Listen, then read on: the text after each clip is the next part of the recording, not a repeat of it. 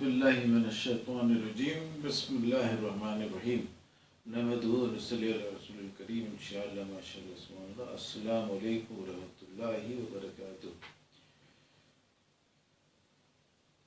آج سے تقریباً 6 سال قبل 29 جون 2012 کو محمد حسین صاحب کے ساتھ ایک مباحثہ طے پایا تھا، اور اس کا پوائنٹ یہ تھا کہ صحیح مسلم میں ایک حدیث ہے کہ بلال رضی اللہ عنہ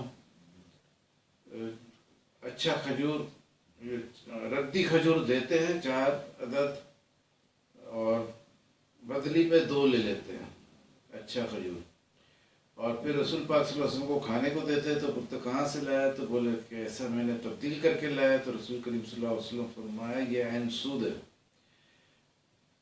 اس کے بعد پھر 2 صفحے بعد میں لکھا ہوا ہے کہ سود صرف ادھار میں ہے اور نقد النقد میں کوئی سود نہیں ہے. تو میرے کو یہ عجیب سا لگا کہ ایک جگہ نقد النقد لین دین جو ہے کھجور کا وہ عین سود ہے، اور 2 صفحہ بعد میں لکھا ہے کہ نقد النقد لین دین میں کوئی سود ہوتا ہی نہیں ہے. دونوں بات ایک ساتھ تو نہیں ہو سکتی ہے. تو پھر اس پوائنٹ پہ محمد حسین صاحب سے اس زمانے میں کافی دوستی تھی، ان کے ساتھ کلاسز میں بھی لیتا تھا، ان کے بینرز ہوتے تھے، اس میں میرا نام بھی پینفلیکس میں لکھتے تھے، وہ سب ہوتا تھا. تو اس کے بعد پھر میں نے یہ سوال کرنا شروع کیا سود وود کا. تو انہوں نے بولا کہ یہ سوال چھوڑ دو، لیکن میں کہاں چھوڑتا. پھر آخر مباحثہ طے پایا، اور مباحثے میں یہ پورا کہانی ہے، لنک بھی ملے گا آپ کو، دیکھیے گا انشاءاللہ اس میں. تو اب پوائنٹ یہ ہے کہ محمد حسین صاحب کا دفاع کرنے کے لیے اپنا اہل حدیث کے ایک مشہور عالم ہے، مناظر ہیں، اور شمس العلماء صاحب محمد عمر صدیق صاحب ہیں از گجران والا. تو انہوں نے 8 مئی 2018 کو فیس بک میں ٹائم لائن میں جناب محمد حسین کے فیور میں ایک پوسٹ ڈالا، اور اس میں لکھ رہے ہیں کہ کراچی کے خود بخود علامہ الیاس ستار نے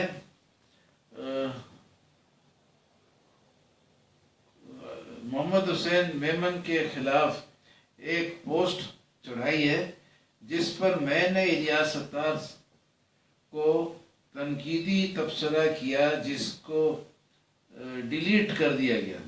کیا اعلیٰ اخلاق اور تحقیق کا معیار ہے جبکہ وہ کمنٹ، مگر حقیقت یہ ہے کہ وہ کمنٹ ڈیلیٹ نہیں ہوا تھا، وہ کمنٹ آج بھی موجود ہے، اور ہم نے اس کا اسکرین شاٹ کر کے پورے دنیا کو بتا بھی دیا تھا، اور اس کا پھر کوئی جواب نہیں آیا. تو اب جناب عمر صدیق لکھتے ہیں کہ الیاس ستار کو اس مسئلے میں غلطی لگی. جس کمنٹ کا وہ بولتا ڈیلیٹ ہو گیا تھا، تو وہ یہ تھا الیاس ستار کو اس مسئلے میں غلطی لگی، جس کا سبب لغت عربی سے ناواقفیت ہے، لا نفی جنس تغلیب اور تقصیر کے لیے بھی آتا ہے، یعنی اکثر سود ادھار میں ہے. اس کا یہ مطلب نہیں کہ نقد میں سود نہیں. اچھا، سستی شہرت کے لیے ایسا ہر با غلط ہے. الیاس ستار صاحب کو مرزائیوں کا رد کریں، حدیث نبوی کا نہیں. میرا جواب، آپ نے میرے مضمون میں درج حدیث لا ربن فن نسیہ کا ترجمہ یہ کیا ہے، اکثر سود ادھار میں ہے. یہ ترجمہ آپ کے علاوہ کس نے کیا ہے؟ اس کا حوالہ بھیج دیں تو مہربانی ہوگی. ابھی تک حوالہ نہیں آیا. آپ کے مطابق لا کے معنی اکثر اور زیادہ تر کے بھی ہوتے ہیں. اس طرح آپ کی عربی لغت کے مطابق لا الہ الا اللہ کا مفہوم اس طرح ہو جانا چاہیے، اکثر میں اللہ کے علاوہ کوئی الہ نہیں ہے، یعنی اللہ میں لا الہ میں اللہ کے علاوہ الہ کا کلی نفی نہیں ہو رہی ہے۔ کیا آپ یہ بتائیں گے کہ اللہ کے علاوہ کون کون سے اور الہ موجود ہیں؟ کیا آپ بتا سکیں گے کہ اگر کہ اور کون کون سے الہ موجود ہیں؟ تو اس کا بھی کوئی جواب نہیں آیا، اور آپ نے لفظ ترجمہ میں لفظ اللہ کا بھی ترجمہ نہیں کیا ہے، آپ نے یہ ترجمہ نہ کر کے علمی خیانت کی ثبوت دی ہے۔ لا کے ترجمہ کرنے سے جو مفہوم آپ لے رہے ہیں وہ بالکل نہیں بنے گا۔ جس طرح لا الہ الا اللہ کا ترجمہ اللہ کے علاوہ کوئی الہ نہیں ہے، اسی طرح لا ربن الا فی النسی کا صحیح ترجمہ یہی ہے کہ ادھار کے علاوہ کوئی سود نہیں ہے۔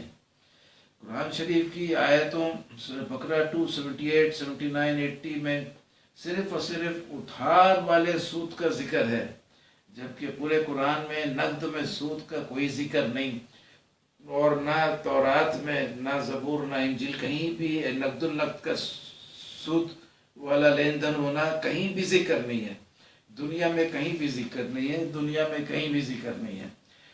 اگر اور حضرت معاویہ رضی اللہ عنہ کے ٹائم میں کچھ لوگوں نے یہ نقد النقد میں سود کا ذکر کیا تھا، تو معاویہ رضی اللہ عنہ بولے کہ ایسا حدیث تو میں نے کبھی نہیں سنا، میں رسول کریم صلی اللہ علیہ وسلم کے محفل میں بیٹھتا تھا، اور یہ کاتب وحی بھی تھے، لیکن انہوں نے بھی کہا کہ میں نے ایسا حدیث کہیں کبھی نہیں سنا۔ اور اس کے ساتھ میں عمر بھائی کا گزارش کرتا ہوں کہ یہ مذہبی جو بات چیت ہوتی ہے، اس میں مین پوائنٹ یہ ہوتا ہے کہ حق تک پہنچے، اور حق تک پہنچنے کا مقصد یہ ہوتا ہے کہ ہمارا آخرت صحیح ہو۔ اور اللہ تعالیٰ قرآن شریف میں سورہ مائدہ میں 119 نمبر آیت میں قیامت کے دن فرمائیں گے، بولتے ہیں کہ یہ وہ دن ہے جس دن سچے لوگ سچائی سے فائدہ اٹھائیں گے۔ تو سچا ہونا بہت ضروری ہے، غلطی ہو جائے تو معاف ہے، غلطی تو غلطی سے ہو جاتا ہے، لیکن جھوٹ جب بولتا ہے آدمی تو اس کے دل میں 1 سیکنڈ 2 سیکنڈ 1 منٹ پہلے 1 سال پہلے سے ہوتا ہے کہ میں یہ غلط بیانی دوں گا۔ تو اس سے بچنا ہے، غلطی معاف ہے، جھوٹ توبہ کرنے سے تو وہ بھی معاف ہو جائے گا بلکہ ثواب میں تبدیل ہو جائے گا۔